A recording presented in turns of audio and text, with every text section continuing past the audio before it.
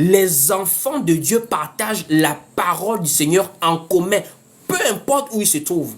Voici pourquoi Paul était capable de dire aux Colossiens que je vous envoie une lettre. Lorsque vous aurez fini de lire cette lettre-là, envoyez-la à l'église des Laodicéens. Et vous également, prenez à votre tour celle qui vient de Laodicée.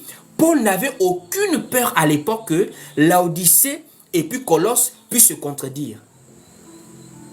C'est aujourd'hui, dans un seul quartier, dans une seule ville, dans un seul pays, on peut compter des milliers d'églises, mais qui se contredisent. Ça veut dire quoi? Ce que j'enseigne là, il y a des églises qui ne peuvent pas accepter que j'enseigne ça là-bas.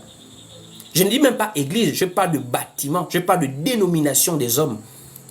Il y a des endroits où ce que je prêche là, ça ne peut pas passer. Il y a même des chaînes comme EMCI TV. Nous là, on ne peut pas passer là-bas. EMCI TV m'invite à passer là-bas. C'est pas possible. Pourquoi? Contradiction. Alors que Paul et Pierre, ils se comprenaient. Pierre et Jacques se comprenaient. Les églises se comprenaient. Il y a des textes bibliques qui montrent que les églises se comprenaient. Il n'y avait pas de différence entre les églises de Colosse, Éphèse, Thessalonique. Il n'y avait pas la différence. C'est aujourd'hui maintenant qu'il y a des différences d'enseignement. Là-bas, on prélève la dîme. Là-bas, on ne prélève pas la dîme. Là-bas, la femme prêche. Là-bas, la femme ne prêche pas. Dans l'église primitive, tous avaient un seul enseignement. On va prendre quelques passages. Colossiens chapitre 4 au verset 16. Il est écrit ici. Lorsque cette lettre aura été lue chez vous, faites en sorte qu'elle soit aussi lue dans l'église des Laodicéens. Et que vous lisiez à votre tour celle qui vous arrivera de Laodicée. Mais Paul n'avait pas peur. Paul sait que nous avons une même parole qui est adressée à tous les croyants au Seigneur Jésus-Christ partout où ils sont. Donc Paul était tranquille. Ce sont les pasteurs des églises, des écoles théologiques, avec leurs faux enseignements, qui ont voulu créer les divisions des églises. Dans les Écritures, dans les épîtres là, beaucoup de faux prophètes et de faux envoyés de Dieu ont voulu créer les divisions. C'est nous qui avons ramené que l'affaire là, ça n'existe pas dans la Bible. Oh non, l'église de Corinthe, c'était seulement à Corinthe. Ils sont allés prendre des faits historiques partout, pour vouloir venir coller ça aux églises. À Corinthe, il y avait des femmes impolies. Donc pour eux, quand Paul parle à Corinthe, c'est totalement différent de ce qu'il parle à Colosse. C'est totalement différent de ce qu'il parle à Thessalonique, alors que ça n'a rien à voir. Paul parlait du retour du Seigneur à toutes les églises. Paul parlait de la sainte doctrine à toutes les églises. Voici pourquoi ici, il dit, prenez votre lettre, envoyez ça à Laodicée. Prenez ça de Laodicée et lisez ça à votre tour, parce que c'est la même chose pour toute personne qui croit au Seigneur Jésus-Christ. C'est la même chose pour toute personne. Nous avons encore un deuxième passage. Prenons un deuxième passage. Nous allons prendre un deuxième passage. Actes chapitre 16 au verset 4. Pour voir que les églises,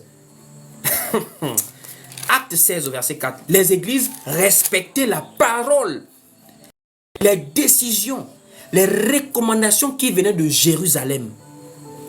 Acte chapitre 16 au verset 4. Écoutez vous-même. On dit ici, en passant par les villes, il recommandait aux frères d'observer les décisions des apôtres et des anciens de Jérusalem.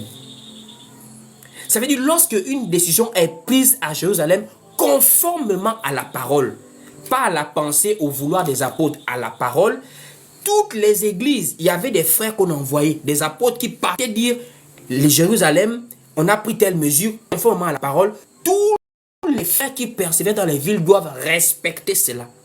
Parce que c'est la parole. Ça s'applique à toute forme d'assemblée. Il n'y a pas nous là-bas, c'est Béthanie. Nous là-bas, non, notre pasteur, Dieu lui a révélé la vision que chez lui, les femmes doivent être élevées parce que de nos jours, les femmes sont trop marginalisées. Donc lui, c'est pour redresser les femmes, leur regard dans la société. Il n'y avait pas de chez nous. Il y avait, c'est la parole qui dit. Et tout le monde s'applique. Un autre passage encore qui montre que la fausse division qu'ils ont voulu faire dans les églises là, oh non, l'église de Corinthe là, ça n'a rien à voir. La parole, quand on dit le salut est une histoire de famille, ça veut dire tous ceux qui sont membres du corps de Christ, beaucoup ne se connaissent pas, mais ils se sont reconnus dans la parenté que ce frère-là, il prêche la parole. Ce frère-là, on se comprend dans ce qu'il dit. On n'a pas besoin de créer des méga churches bloquées dans un pays, dans une ville. Nous, on sait que l'évangile, c'est pour toute la terre. Mais quand on se rencontre, la parole, les aigles se rencontrent, ils savent que là, c'est la parole qu'on partage. Prenons 1 Corinthiens chapitre 1er. 1 Corinthiens chapitre 1er au verset 2, il est écrit ici, à l'église de Dieu qui est à Corinthe. On parle d'abord de Corinthe. On dit, à ceux qui ont été sanctifiés en Jésus-Christ, appelés à être saints, et à tous ceux, on dit et. Hey, attention, on dit et. Conjonction de coordination. Le et permet d'ajouter un élément. Donc on dit et à tous ceux qui invoquent en quelque lieu que ce soit le nom du Seigneur Jésus-Christ, leur Seigneur et le nôtre. On a dit en quelque lieu que ce... Donc ce qu'on va écrire là, ce n'est pas seulement pour l'église de Corinthe. En quelque lieu que ce soit. Même les enfants du primaire savent que non, en quelque lieu que ce soit veut dire partout.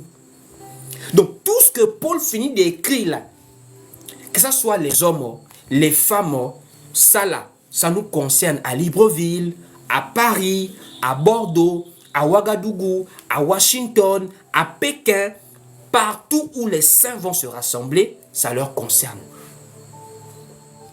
C'est-à-dire, quand on parle du salut est une histoire de famille, ça veut dire, en tant que membres du corps de Christ, nous devons tous nous retrouver dans la même parole.